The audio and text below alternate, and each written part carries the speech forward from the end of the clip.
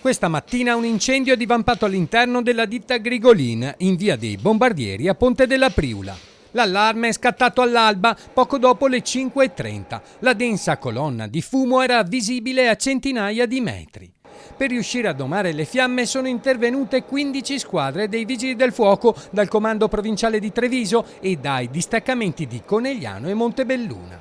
Il tempestivo intervento dei pompieri è riuscito a limitare i danni all'interno dell'azienda. Il fumo ha destato preoccupazione qui a Susegana. Sì, perché si vedeva una colonna di fumo nero, però per fortuna, e di questo ringraziamo i Vigili del Fuoco, sono arrivati veramente in forze e sono riusciti a domare l'incendio in tempi molto brevi. Dai primi riscontri pare che il rogo sia partito da un camion betoniera parcheggiato all'interno di un reparto dell'officina. Fiamme divampate probabilmente a causa di un cortocircuito. C'è stato verosimilmente un cortocircuito su un mezzo che era all'interno di una struttura.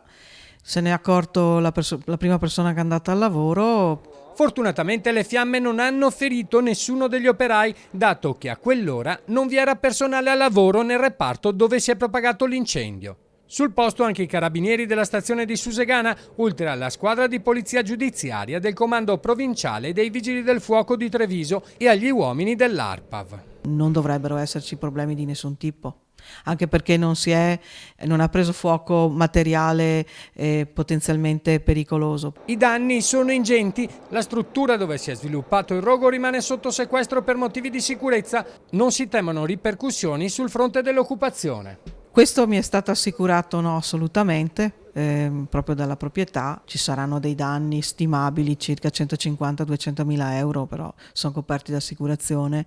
L'incendio viene escluso all'origine dolosa.